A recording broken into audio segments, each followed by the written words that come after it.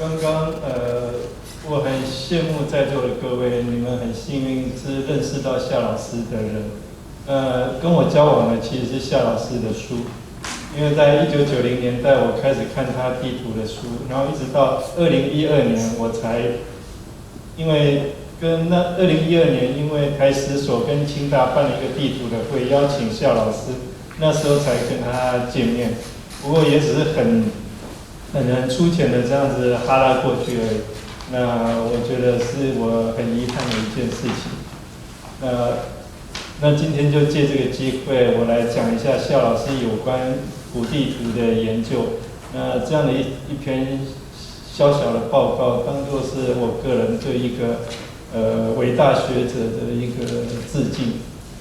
那对于他的研究，在我们今天拿到的这一本书有施天福老师的一篇文章，我建议各位一定要看。那么上一场也许我们谈的是作为老师、作为教授的夏黎明，那其实我们这一场也许要谈的是作为研究者的夏黎明。那我就讲他地图的部分。那为什么要我先讲？其实大会是排张荣志先讲，因为他官大学问也都比我大，他是我们所的副所长，所以我不能比他先讲。但是就作为一个夏老师整个学术的一个思维的演变来讲的话，地图是一个他整个研究思维上很重要的一个阶段。那怎么说呢？就我这里面试图会解释说，地图研究对他整个生命研究生涯的一个关键性的一个转折点。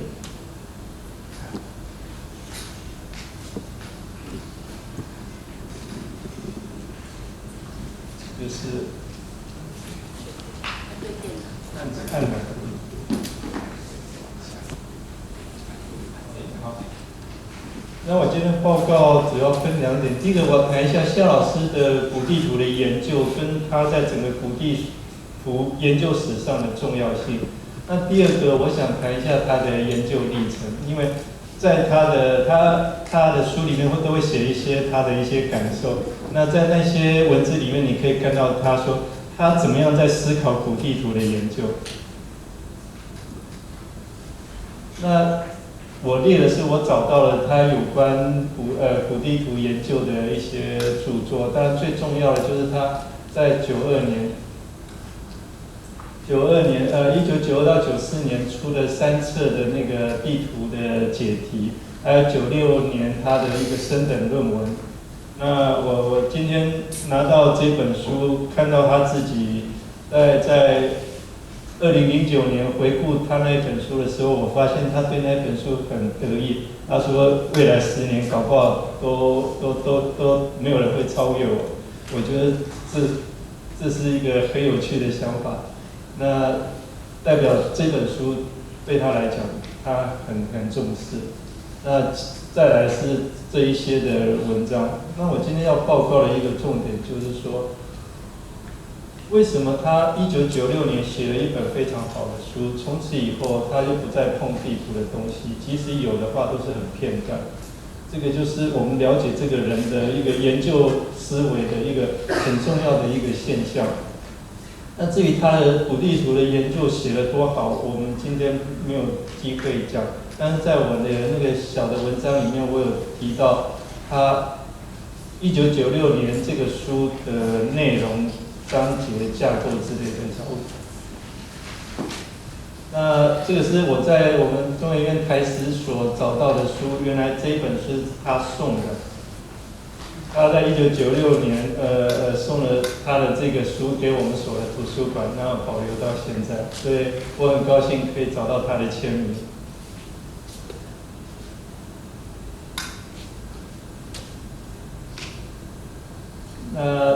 如果要讲古地图的研究史的话，简单的讲，在夏老师写那本书之前的话，很少学者重视到古地图的研究。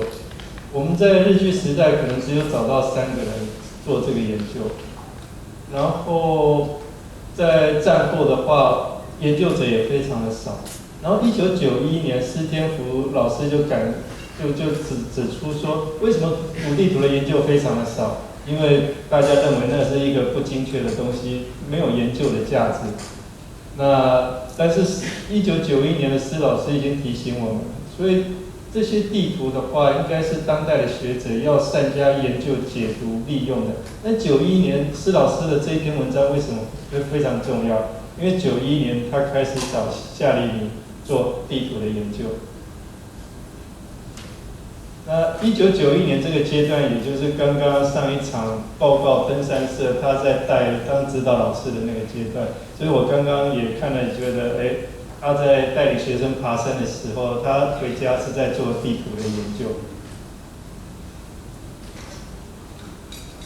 那关于这个重要性的话，我就只简单谈到这里。要告诉各位的是，在他之前，几乎很少有人把古地图当一回事。那在他开始，他把清代的几乎他找得到的地图，通通做了非常清楚的解题，说每一个地图的重要性、它的比例、它的特点，甚至把每一张地图的地名都给那个写下来。我想那个花费非常多的时间，所以有机会我应该问一下夏夫人说，那些地名是谁抄的？他在一个一个抄，我觉得那个恐怕每个晚上他恐怕都要看着那个不准确的，就比较模糊的地图去细细的抄那些地名，那个是非常费力的事情。那在他之后的话，古地图的研究其实也就又中断了。但是到了这几年，那个我们台史所那个林玉如老师又带了一批学生又在做古地，所以我想这个古地图研究的传承还是在夏老师之后继续的维持下来。那其实我最感兴趣的是他的研究的历程。我发现到他为什么会做地图的研究，当然是施老师找他说，台湾分馆要做一个书，我可能太忙了，你来做。因为施老师在他的回忆文章里面就说，他带的学生里面，夏老师的地图画得非常好，所以他就把台湾分馆要找一个人写那个地图的解题，他很自然的就找夏老师。可是其实真的只是这样子吗？我们可以看到，其实地图在1991年对夏令营来讲的话，那是一个对乡土了解的一个切入的一个点。也就在91年之前，他在台中师院或师专，他研究了几篇关于乡土的论文，但是那都是一种学术性的探讨，他没有踩到土地上。也就是当他对乡土充满了好奇的时候，他怎么样开始站在乡土这块地上进行他的研究？从91年开始做台湾地图开始，所以这个地图对他来讲的话，他说他年少的时候喜欢望着地图胡思乱想，然后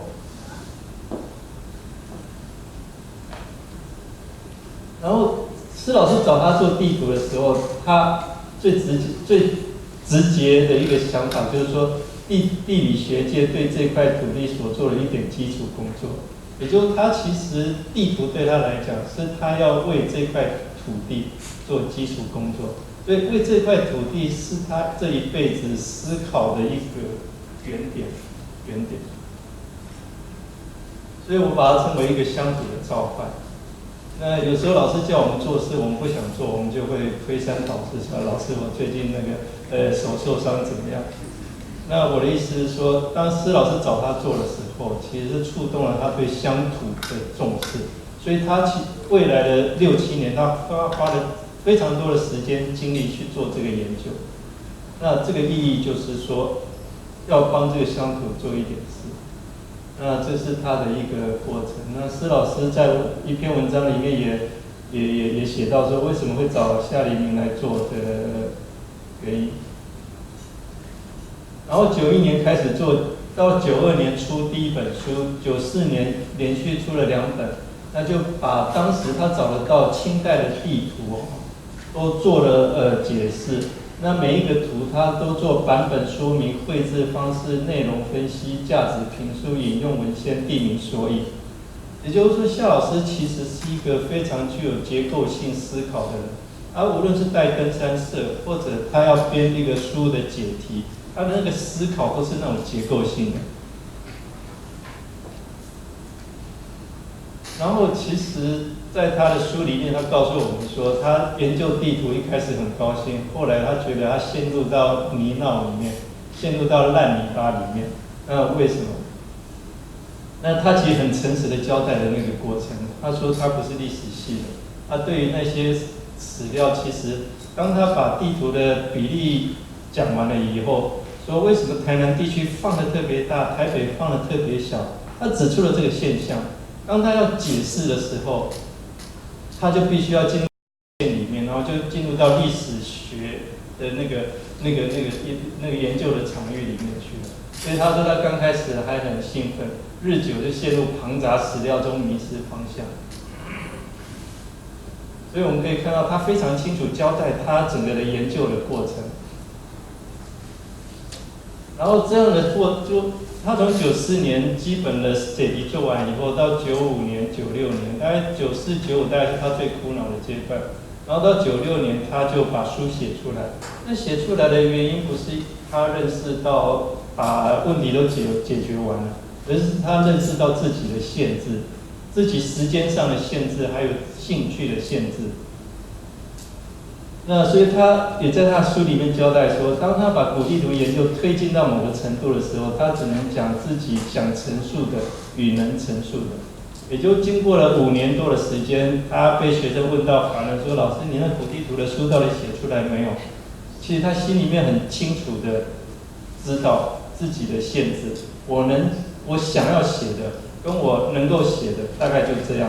所以在96年，他就把书写了出来。那迫使他写书出来的，不是他把古地图研究完了，而是他又找到他更想要做的事情，然后又要回归到乡土的一个思考。所以在这个地方，我们研究夏黎明老师的学思过程的话，我们会发现说，在这个地方就是一个转折点。当他继续的做古地图研究的时候，他会成为台湾首屈一指的地图学方面的大师。因为他会继续的持续的深化下去，可是到了96年，他就踩了刹车。他认为说，我好像不应该作为一个学者，可能不是他能够满足于或者他自己能够肯定的事情。所以96年左右，他就成立了东台湾的研究会。换句话说，我们这里很清楚的看到夏老师他的一种选择。这个选择就是说，我不要当一个学者。那从我们现在的角度来讲，他有充足的条件当一个伟大的地图史的学者，但他选择另外一条道路，也就是说进行东台湾研究，或者成立东台湾研究会。那这个是等一下我的前长官会报告东台湾研究。那东台湾研究也是他整个研究过程当中非常重要而且非常精彩的一个阶段。那地图研究是东台湾研究的前一个阶段。所以夏老师作为一个研究者的夏老师，我们可以看到他大概有一个乡土理论的研究阶段，再来是古地图的研究。再来是东台湾的研究，然后这3个阶段都有一个共同的特点，就是乡土。乡土是他一个思考的一个基点。所以从这个角度就可以解释为什么他不愿意再做古地图的研究，因为再深入进去的话，已经是一个离开乡土，而是进入到古地图学的那个领域里面去了。但是他不愿意，我想他不是一个单纯的学者，他其实是一个行动者，一个实践者。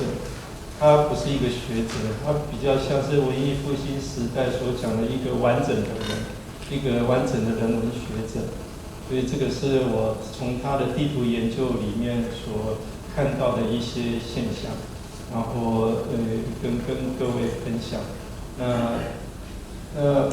我站在这里可以跟夏老师说，你想要做的清代的地图，或者西方地图有关台湾的描绘，其实现在都后继有了。那我想就学术或者台湾的温史的研究，或台湾的人文的变化，就是一代接一代。我相信他建立了一个很好的典型，影响相当深远。谢谢各位。